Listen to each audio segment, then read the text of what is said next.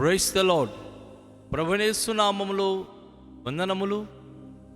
యేసయ్య మాటను ఈ కార్యక్రమానికి ప్రేమతో నేను మిమ్మల్ని ఆహ్వానిస్తున్నాను. ఈ దినము లూకా సువార్త 4వ అధ్యాయము 42, 43, 44 వచనాలు ధ్యానించుకుందాం. ఉదయమైనప్పుడు ఆయన బయలుదేరి అరణ్య ప్రదేశమునకు వెళ్ళెను. జనసమూహము ఆయనను వెదకుచు ఆయన యొద్దకు వచ్చి తమ్మును విడిచి పోకుండా ఆపగా, ఆయన నిన్నితర పట్టణములోను దేవుని రాజ్య సువార్తను ప్రకటింపవలెను, ఇందు నిమిత్తమే నేను పంపబడితినని వారితో చెప్పెను.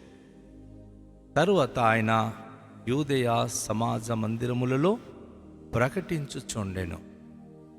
ప్రియమైన దేవుని యొక్క బిడలారా, యేసయ్య తన మాటల్లో చాలా ప్రాముఖ్యమైన ఒక విషయాన్ని ఈరోజు తెలియచేస్తూ ఉన్నాడు. ఆయన రాకకు గల కారణం ఏమిటి, ఆయన దేని నిమిత్తం వచ్చారో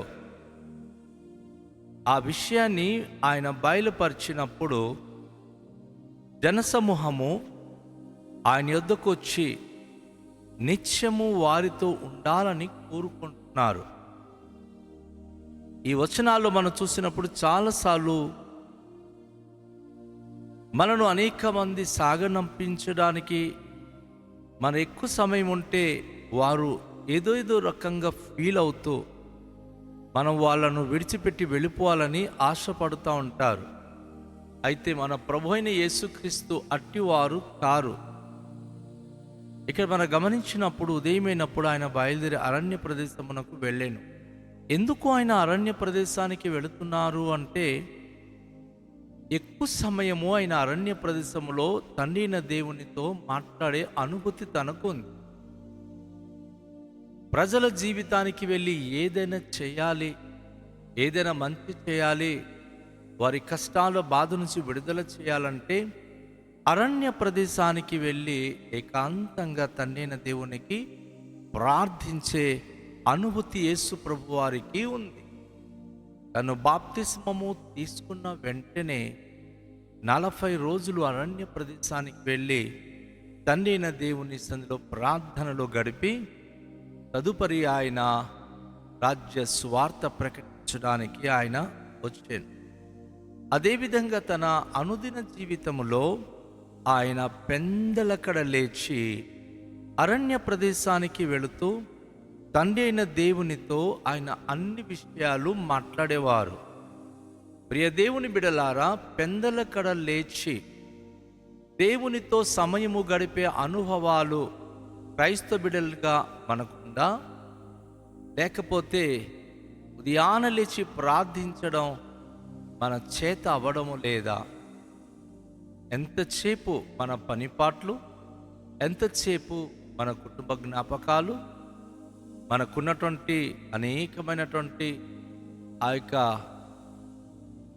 కార్యభారాలు, దానిపైన మన మనోభావాలు పెట్టి పెందలెక్కడ లేచి మన పనిపాట్లలో రాత్రింపగలు మనం సమయం గడుపుతున్నాం.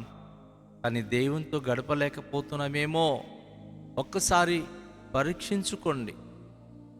స్త్రీలైనా, పురుషులైనా, పిల్లలైనా, పెద్దలైనా పెందలకడ లేచి ఏ బిడ్డలైతే దేవునితో ప్రార్థించే అనుభూతి కలిగి ఉంటారో, దేవునితో తమ వ్యక్తిగత జీవితంలో ఉన్న ఉడుదుడుకులు ప్రభుతో చెప్పగలుగుతారో, 1 గంట సేపు మీరు ప్రభుతో గడిపిన పిమ్మట మీరు చూడండి, మీ మనసుకు ఎంత ప్రశాంతత కలుగుతుందో, మీ జీవితంలో మీరు ఊహించని అనుభూతులు ఏ రీతిగా మీరు అందుకుంటున్నారో అది ఖచ్చితంగా మీరు ప్రత్యేకమైన అనుభూతిని మీరు అర్థం చేసుకోగలుగుతారు.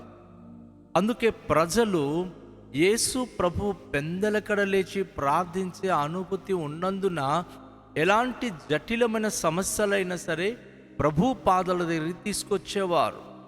ఆయన దగ్గరికి వచ్చిన ఏ ఒక్కరిని కూడాను న్యాయము తీర్చక ఆయన వెళ్ళిపోయేవాడు కాడు.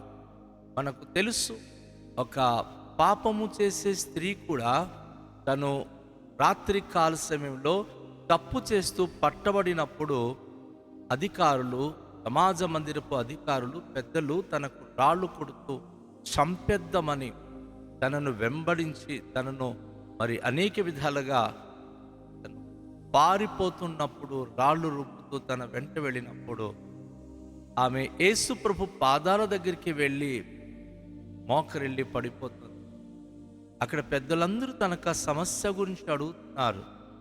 ఈవిడి తప్పు చేసింది, మోషే ధర్మశాస్త్ర ప్రకారంగా అలా తప్పు చేసిన వారికి రాళ్ళు కొట్టి చంపుమని మోషే మాకు ఆజ్ఞాపించాడు, మీరేం చెప్తారు అన్నప్పుడు యేసు ప్రభు వారు అంటారు, మీలో ఎవరైతే పాపము చేయలేదో, తప్పు చేయని వాడు ఆమెకు రాళ్ళు కొట్టండి అని చెప్పినప్పుడు దగ్గర ఎవరు కూడా ఉండక అందరూ తమ రాళ్ళు కింద పడేసి వెళ్ళిపోయారు.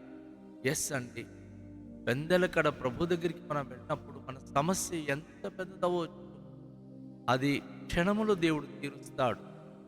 ఎవరు కూడా తనను శిక్షించలేదు, చివరిగా యేసు ప్రభు కూడా శిక్షించలేదు.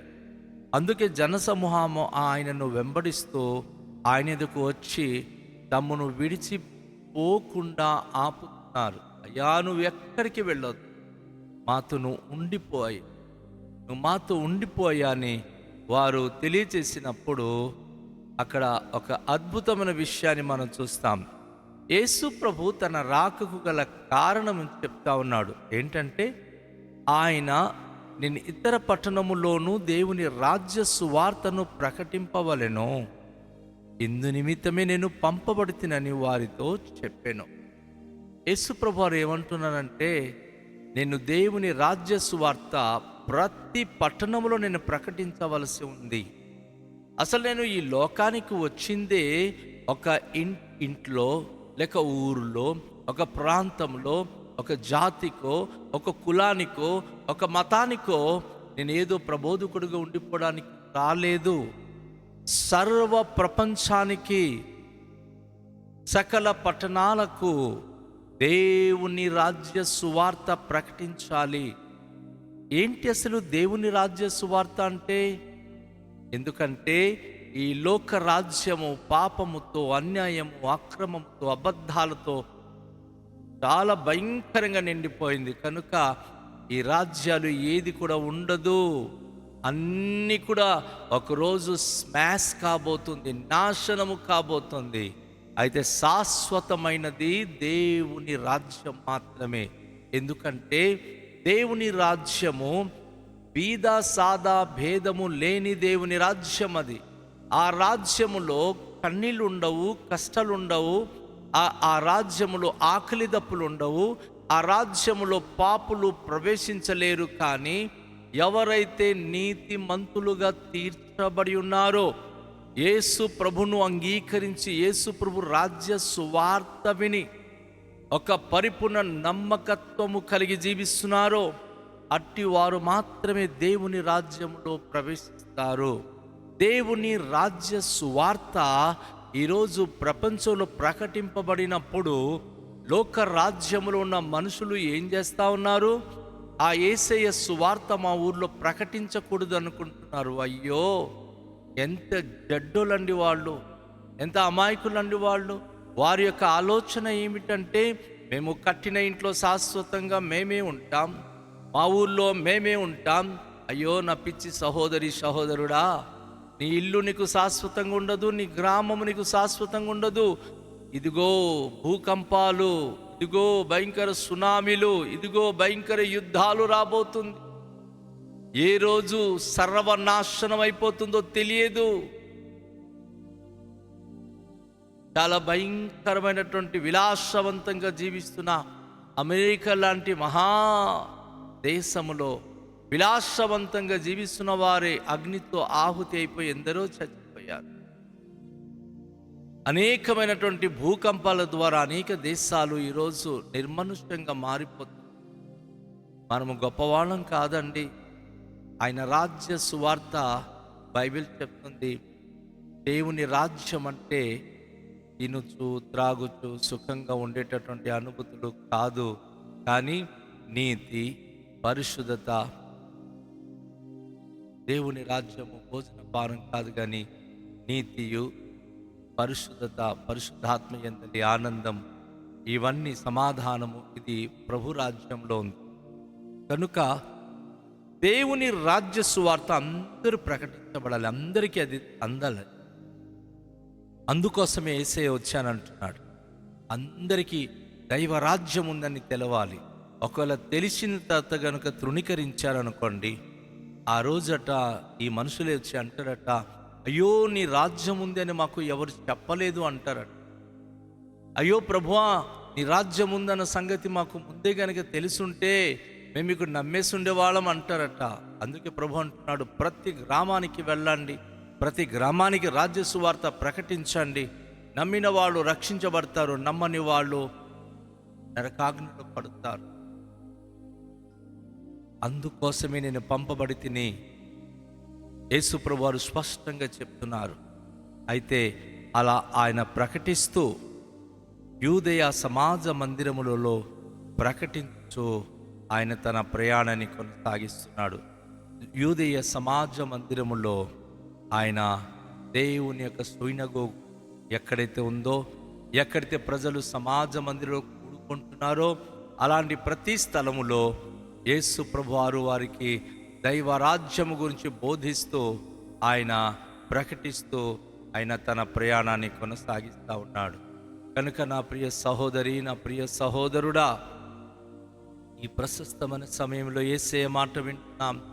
యేసయ్య మాటల్లో ఉన్నటువంటి అద్భుతమైనటువంటి పరమార్థం ఏమిటంటే, ఈ లోకము శాశ్వతం కాదు, ఈ లోకములో దేనిని ఆశించొద్దు, లోకం కోసం నువ్వు ఆరాటపడొద్దు, కానీ నువ్వు దేవుని రాజ్యాన్వేషణలో ఉండు.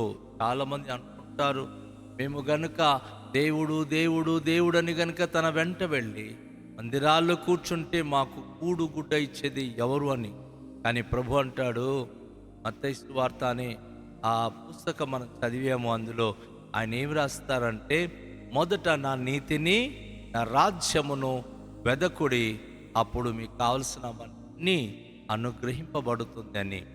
యేసయ్య మాట వింటున్న నా సోదరి సహోదరుడా, నువ్వు దేవుని నీతి, ఆయన రాజ్యం వెతికే మనస్సు నీకుందా? నీతి గలవాడుగా ఉండాలని, యథార్థవంతుడిగా ఉండాలని ఆశపడుతున్నావా? నువ్వు దేవుని రాజ్యాన్వేషణ చేస్తున్నావా? దేవుని రాజ్యం అంటే మరి భోజన పానము కాదు సుమా. దేవుని రాజ్యం అంటే నీతి, సమాధానము, పరిశుద్ధాత్మలో ఆనందం. ఈ అనుభూతి కలిగి ఉంటేనే నిత్యము సుఖ సంతోషాలతో ఉండగలం, దేవుని రాజ్యములో మనం ప్రవేశించగలము. రండి, ఆ దైవ రాజ్యాన్వేషణలో మన జీవితాన్ని కొనసాగిస్తూ విశ్వాసముతో ముందుకు సాగిపోదాం. ప్రార్థన చేద్దాం. మికిలి దయగల పరలోకపు తండ్రి, ఈ ప్రశస్తమైన సమయంలో ప్రార్థిస్తున్నాం.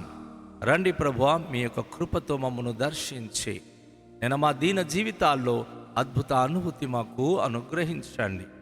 మీ నామానికే మహిమకరంగా మమ్మలను వాడుకొనండి ప్రభువా. మీ రాజ్య అన్వేషణ కొరకు మేము జీవించే కృపనివ్వండి. ఈ లోక రాజ్యములో మాకు భేదాభిప్రాయాలు ఉన్నాయి, కష్టాలు ఉన్నాయి, కానీ దైవరాజ్యములో సమానత్వము, సంపూర్ణ సంతోషము, ఆనందం ఉంది. అట్టి రాజ్యాన్ని మేము అన్వేషిస్తూ పొందుకొని జీవించే భాగ్యం నిమ్మని యేసు నామములో ప్రార్థిస్తున్నాం తండ్రి, ఆమేన్. అందరికీ షాలోం. ప్రభు మనను దీవించును గాక.